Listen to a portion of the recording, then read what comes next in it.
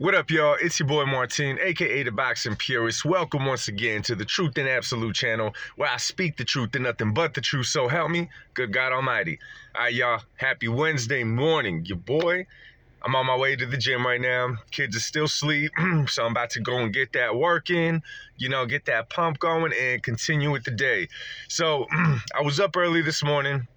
Your boy got to keep up with the boxing news. I got to keep up with what everybody's talking about and certain things that I see that I share with you guys. So before anything, if you're new to the channel, make sure that you hit that subscribe button and welcome to my channel. If you've been supporting my channel, from the bottom of my heart, I appreciate you more than you know. Hit the like button, hit the dislike button. It's all love. Drop a comment down below. Excuse me, I love talking boxing with y'all. You know what I'm saying? I like to say grown men should be able to have discussions and debates without leaving butt hurt, without resorting to name calling, without trying to cancel the other out. You know what I'm saying? Truth and Absolute channel is not with cancel culture. You feel me? Anyway, so I'm watching, I'm on YouTube this morning. I'm watching videos, and other boxing, networks and other channels and stuff. And I came across two interviews, right? I wasn't necessarily looking for this, but I mean, they were at the very top. So obviously they're somewhat trendy. It's what people are talking about. And I saw two. It was two different interviews. One was with, y'all already know, man, Jim Lampley from HBO Boxing. If you grew up watching boxing, you know who the hell Jim Lampley is. My man has been around. He's been to more fights than we will ever watch. And I mean, I respect his opinion most of the time. Another interview was with Abel Sanchez. Abel Sanchez, you will remember, because, I mean, that's where I found out who Abel was, as the trainer to Gennady Golovkin when Gennady Golovkin was having his knockout reign in the middleweight division in boxing, right? So the trending topic right now, not the top, right, because Ryan Garcia still talked about a lot, other fighters as well, but Canelo Alvarez, David Benavidez, right? It seems like Canelo cannot get away from people talking about the fight between him and David Benavidez. And I mean, and I don't fault people. You know what I'm saying? I mean, when you're in the public eye like Canelo is, and you're known by millions and millions and millions of people, a good percentage of those people are not going to be down with you. A good percentage of those people are going to give you criticism. It's just comes with the territory. I mean, it's just what it is, especially in the day of social media.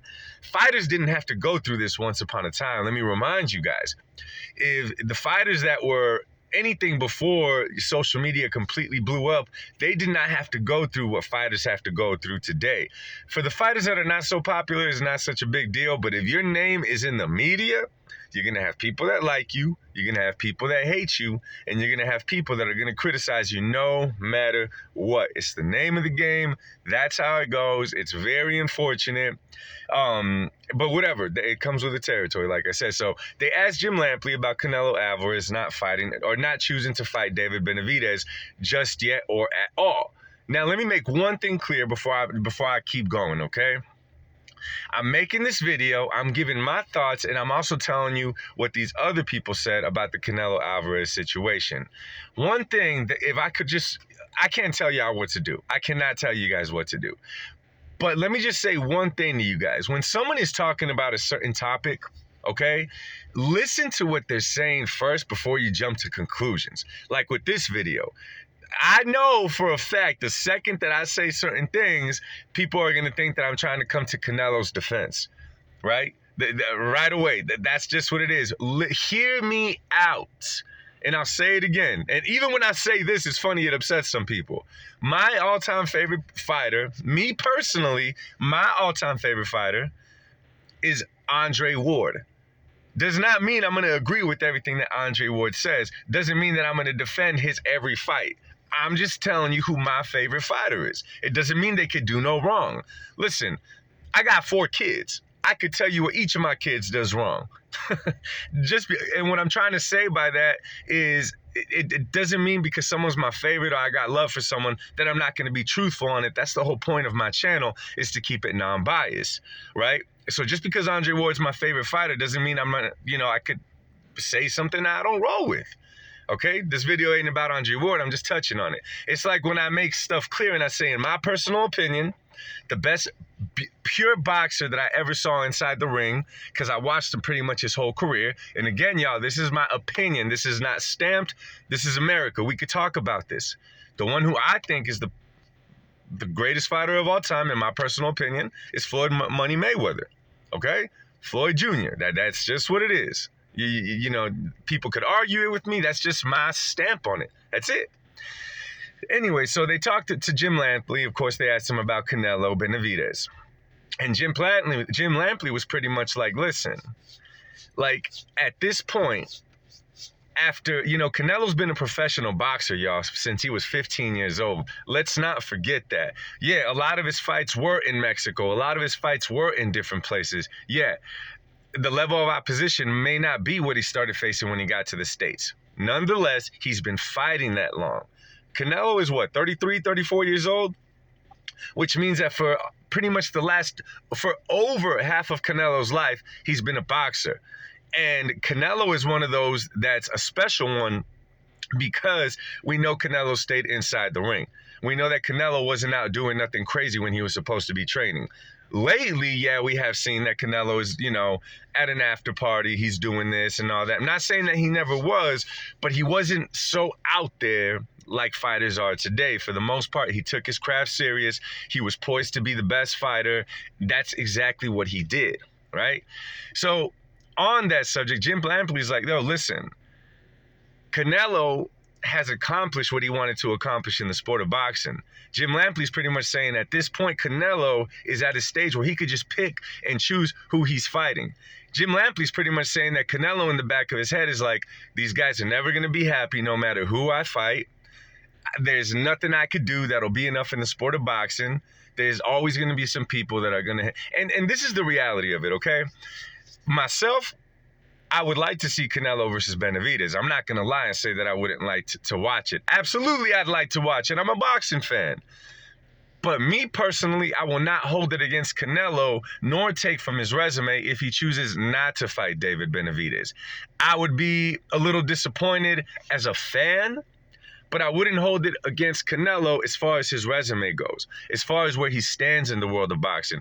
Because Canelo, y'all, has been active. And how many times has the boxing public said Canelo won't fight this guy, Canelo won't fight this guy, Canelo won't fight this guy, and he went and fought that guy, that guy, that guy, that guy.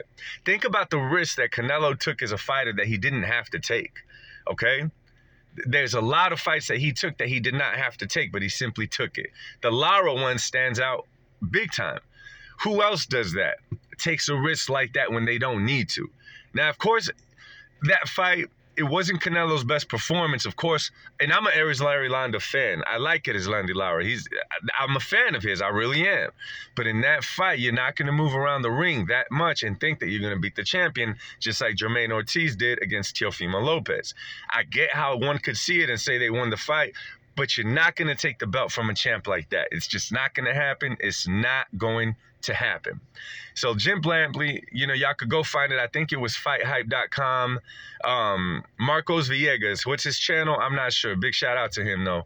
And that's where Jim Lampley was like, yo, the dude's accomplished everything. Like, he's fine. He could fight whoever at this point, right? He said in the back of Canelo's mind, it must be there like, damn. Right? The other interview, which kind of surprised me, was Abel Sanchez. Because, you know, Abel Sanchez even says in the interview, like, I feel like we beat him both times, but that's just me. He's talking about the fights with Gennady Golovkin, and I halfway agree with him. I think Gennady Golovkin beat Canelo the first fight, very close. I think the second fight, Canelo won, very close. The third fight, that was a whole different ballgame.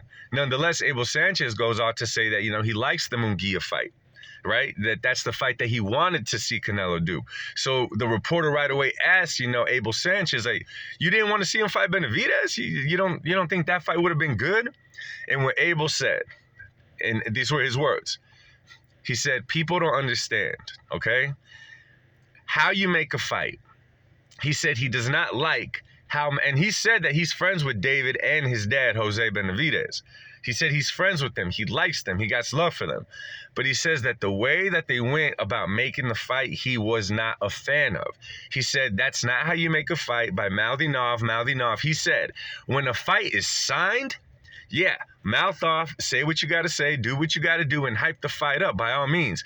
But if you don't even got the fight made yet, if your personal career, and I'm speaking about David Benavidez, is nothing like super highlighted, you know what I'm saying? And this is the thing, man. Let's keep it real. Let's keep it 100. David has a bright future ahead of him if he wants it.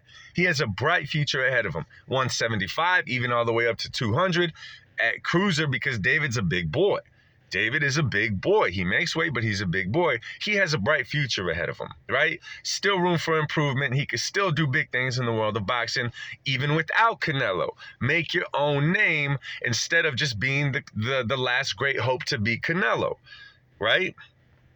So he was pretty much saying that, and he said, look at the approach that both fighters took. When Jaime Munguia was asked about a possible fight with Canelo, Munguia was like, it would be an honor to share the ring with him. If I am given that opportunity, it would be an honor to share the ring with Canelo Alvarez. That is a sign of respect. That is a sign of, okay, I like this. Let's give the kid a shot, right? David and Jose Benavidez Sr. did not take that approach. Once upon a time, they used to talk like decent. Well, as time went on, and I'm going to keep it real with y'all, man, I go back to that press conference, the very first press conference between David Benavidez and Caleb Plant, where Jose and David, I mean, I'm going to say it real. They just went up in there ghetto, non-professional. It's one thing to talk smack to hype a fight up. It's one thing to really look like you're trying to fight someone for no reason at all. We saw Jose Benavidez mouthing off against Canelo. We've seen David mouthing off Canelo. And again, y'all, I keep it real. What bugs me about the situation is that, first of all, Canelo is in the driver's seat. Canelo has the power to say, listen, with or without you, I'm going to be fine. Speaking about the David Benavidez team. With or without you, I'm going to get paid on my next fight. Are you? Let's think about that for a second. How much is David going to make to fight anyone else? At this point in his career, David is only able to carry a small venue because he's the counter Canelo, in my personal opinion. Caleb Plant is his biggest win. He's going to 175, and he may make a name for himself there with the Joe Smith, Dimitri Bivol, Artur Beterbiev. There's a lot of fighters in that weight that he could make a name of himself for. But stop it with the Canelo stuff, right? You could say that their mouths cost him this fight. Now, let's rewind time and let's say Canelo, his resume and all that, let's say Canelo wasn't as accomplished as he is now. By all means, hold it against him. David, okay, talk smack. But when you got the chance to get that fight, it's like when Canelo, and I'm going to remind some of y'all, got the Floyd Mayweather fight. I saw on Facebook yesterday, people were like, well, what did Canelo do to get that fight? If y'all remember correctly going back, Floyd Mayweather said that Canelo has to fight on a few of his undercards and beat undefeated fighter at that time, Austin Trout, who was coming off a winning the 154-pound title from Miguel Cotto in Madison Square Garden. He took that from Miguel Cotto, right? Canelo had to beat that guy. Canelo was 21 years old at that time, if I'm not mistaken. He was just a kid. He took the fight and did it because he wanted to be great. He wanted to get in the ring with Floyd Mayweather. He did it. He came up real short. Floyd schooled him. Nonetheless, he went there and became better and started making a name for himself after that, right? He started making a name. Let's not forget, y'all, what Canelo did in 1 year time, unifying 168. Y'all could say whatever. Out of all those opponents, yeah. What was his name? Yildirim. Okay, that was questionable. It was Amando. It was questionable. But Colin Smith, Billy Joe Saunders, and Caleb Plant were no pushovers until Canelo beat them. Then all of a sudden they became cherry pick. Right? It's like when Canelo fought Dimitri Bivol and everyone was yelling cherry pick, cherry pick, cherry pick. He lost, so they say cherry pick gone wrong. That's proof that no matter what, they were not going to give Canelo a fair shake. It's a lose-lose, right? And I want to remind y'all of something, okay? Floyd Mayweather, if y'all go back in time, he signed a 6-fight deal with Showtime worth $200. How much was it at that time? Was it $250 million? Yeah, $250 million for 6 fights. If we could please replay the fights that he did in that 6-fight span. Robert Guerrero, Marcos Maidana twice, Andre Berto, was it Canelo and Manny Pacquiao? And remember, it was Manny Pacquiao way past Manny Pacquiao's prime. But let me just say, I feel like Floyd would have beat him at any time. Nonetheless, he fought him way later.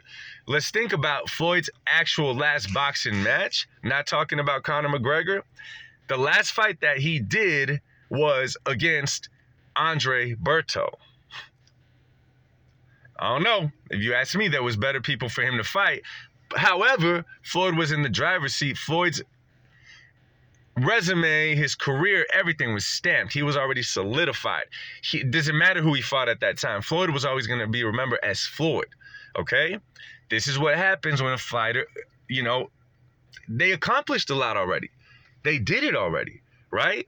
So again, y'all, I'm not defending it. I'm just saying, y'all, and I'll say it one more time. Would I like to see the fight? Yes. Will I personally hold it against Canelo if he does not? No. Straight up, no. Let's learn something from this. You don't make fights by jawing out the mouth, especially when you're talking about the cash cow. It's not how you're going to make a fight. Instead, be quiet. Let your mouth do the talk. Let your fist do the talking inside the ring. Make a name for yourself and stop just leeching off of one dude. You know what I'm saying? That's just how I see it, y'all. Anyway, man, drop a comment down below. Let me know what y'all feel about what Jim Lampley said, about what Abel Sanchez said. Let's talk about this. Y'all have a great day. Thanks for watching. Much love. God bless. And remember, y'all, the truth shall set y'all free. Peace.